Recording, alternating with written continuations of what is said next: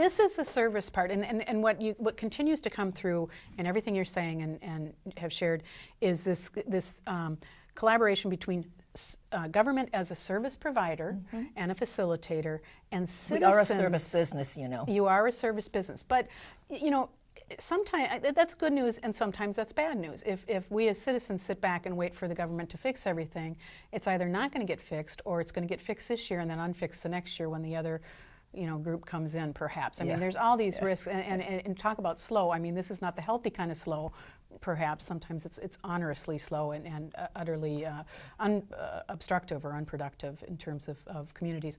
So what you're talking about is government taking its responsibility in this community, but also we are the stewards of the public trust. But also citizens taking responsibility. And I'm going to fast forward to that federal government and the boss of that group, Obama. I remember when he first came into office, the first couple of times that you spoke with President Obama, I remember one day I was working in a restaurant here in the community and working away, and you marched up to me, click, click, click, click, click, you do, and you were just on fire about what your pitch and what you were sharing with the president about Burnsville and excited about the possibilities. And then maybe a few weeks later you came back, I said, how'd it go? And you came back and you said, well, he kind of pushed it back to us to solve on our own. And that was, again, an example of bringing a vision to government and having government, I think, facilitate saying, we'll do what we can, and yet we also need you to do your part. Am I right? Yeah. Well, actually, when they came into office, one of the things that we wanted them to do was to have that communication between the different departments, because they become the obstructionists in terms, because transportation doesn't understand what's going on at HUD. HUD doesn't know what's going on in transportation or energy or education and so forth. So what we wanted is that they begin to open up the communications and to work together, because what doesn't happen is what happens in local government doesn't get translated. Right. So what... you feel like the forgotten child in some ways. Well, because it's easier to deal with the governors. There's only 50 of them. And then there's all of these mayors. And what we're saying is that we get the work done. Right. And it's true. And so the thing is, one of the things that we talked with them about, because when you look at education, the federal government is supposed to pay 40% on special education. It has never met that.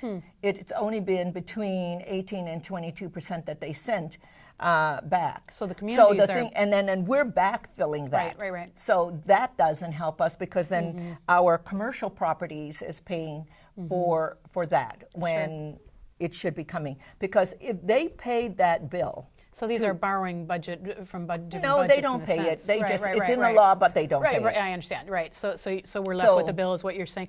And we have to pay that bill. We've got just a couple more minutes, and since you mentioned the federal government and what it does versus what mayors do, which is get things done, and I think there's great evidence of that here in Burnsville. I would presume that Ben Barber, when he wrote the book Mayors Should Rule the World or something, apologies to Mr. Barber if I've gotten the title of his book wrong, but anyway, Ben Barber, who is an expert in civic engagement and politics, says it's time to have mayors take over and take charge. For those reasons, I presume. What do you think about that? Well, I think one of the things that he's talking about is because on a local level we're nonpartisan. Most of us are necessarily nonpartisan. And when I'm out there, people ask what party I belong to. I say I belong to the Burnsville Party. I work for the people who elect me into office, and not for any particular ideology. You know, I'm looking for meeting the needs of my community today and being very cognizant of our children and grandchildren. So when Mr. Barber talked about all of that, when you look at what's happening and where the GDP is, it's in cities. We're the ones who are creating the kind of environment that people prosper and also commerce prosper. So while there's gridlock in D.C., we still do what we need to do. Work continues being done in the cities. And we're the most transparent and closest to the people. Right. The people can, our people can talk to me any day of the week. They see me in the grocery store, they see me in church, they see me at the Y, they see me at the coffee shop, and I get feedback and I get all of that. So we're closest to them. We don't have a lobbyist talking for them to us. Right.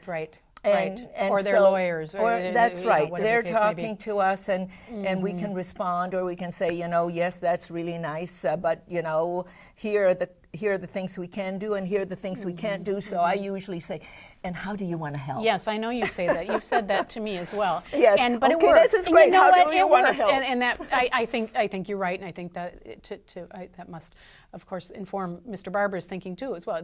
You are in the city council and so on, are closer to the city's citizens. You live in the community. You have that impetus as well. So it's a little more than just whether or not you're going to get reelected. It's as a person I have to look in the eye when I run into them in Cub or whatever, or at church or whatever the case may be.